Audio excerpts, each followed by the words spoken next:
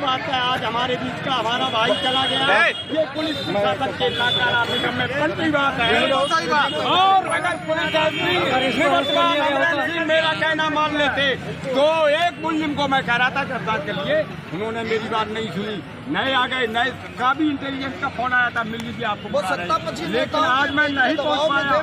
लेकिन राजनीतिक दबाव में कि मेरी एक ही मांग है, एडीएम साहब बुला लीजिए, मेरी लड़ाई नहीं, जिसमें ये अपराध संख्या 212 2020 धारा 307 में सिसोदिया साहब जो आज हमारे बीच में नहीं है, डेड बॉडी उनकी रखी हुई है रोड पर, वो बॉडी है, तमाम देनदारियां हैं, बीमा है, हमारा बार काउंसिल भी पैसा देता है, जब तक पीएम और पंचायतनामा एक भी पैसा नहीं मिलेगा अगर ये 2 कागज नहीं होंगे, तब तक आपको बार काउंसिल मिलेगी ना बीमा मिलेगा, ये अभी तुरंत बस यही है और कुछ नहीं है, बस इतना ही है।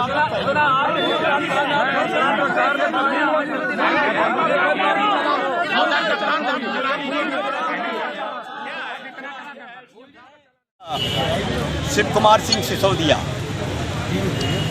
ये अक्रेंस है 2/1/2020 की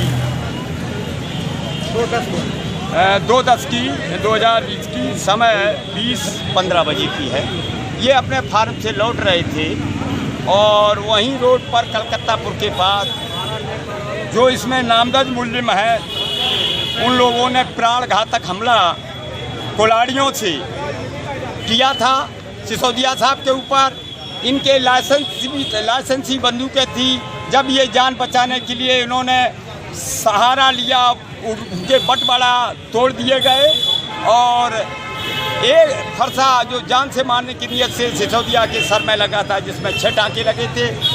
उनका पुत्र अगम सिंह साथ में था, उसके सर में 8 टाँके, वहाँ भी फरसा लगा था और वो हमारा मुकदमा नहीं लिखा गया और हमको एक अपराधी की तरह तत्कालीन एसओ तालिग्राम विनोद कुमार मिश्रा ने तालिग्राम थाने में निरुद्ध कर दिया।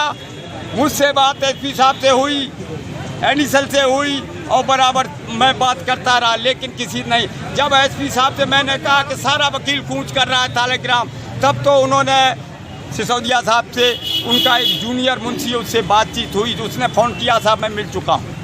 ये इस तरह का अमानवीय व्यवहार एक अपराधी जैसा एक अजबता था तालिग्राम पुलिस ने तत्कालीन एसओ विनोद मिश्रा ने करवाया। विनोद मिश्रा ये कह रहा था चिल्ला चिल्ला के कि जो वकील साहब से मिलने आएगा उससे कोई जो है रुआय नहीं, उसको खदेड़ दो यहाँ से, चाहे कोई वकील हो कोई। और वो इस केस में वो अपराध संख्या बताओ, नो इंजरी केस में वो 1 महीना दोनों जेल में रहे। 307 में हम लोग आंदोलन किए, कम करनी बेल हो गई उनकी। उसके बाद निकलने के बाद उनका मुकदमा उन आरोपियों के खिलाफ जिन्होंने मारा था, चोटें पहुंचाई थी, लिखा गया 307 में। जानलेवा हमला था, फरसा से हमला था बेटे सिसोदिया साहब पर, उनके पुत्र अगम सिंह पर भी उसमें गिरफ्तारी नहीं हुई, मुकदमा तो लिख लिया।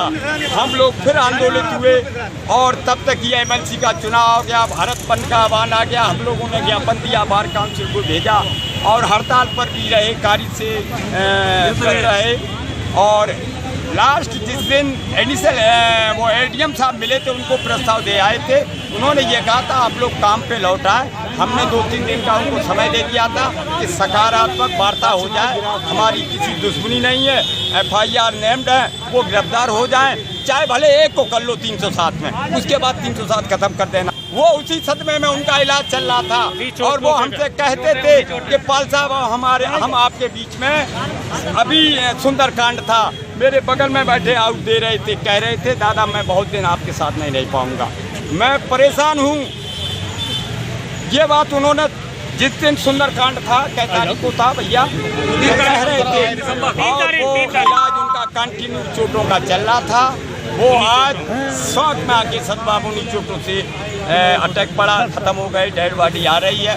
हम लोगों की एक ही मांग है, मेरी किसी से लड़ाई नहीं ना आम जनता से, हम लोग बुद्धिजीवी हैं, अहिंसात्मक तरीके से अपनी बात रखेंगे कि 304 में मुल्जिमानों के खिलाफ तरमीम हो, 120 में तत्कालीन एसओ खिलाफ सम्मिलित किया जाए विनोद कुमार मिश्रा को, और पंचायतनामा भरा जाए, पोस्टमार्टम हो, और कल तक गिरफ्तारी उन चारों की नहीं होती तो स्वयं सारे वकील लोग जिले के गिरफ्तारी देने को तैयार।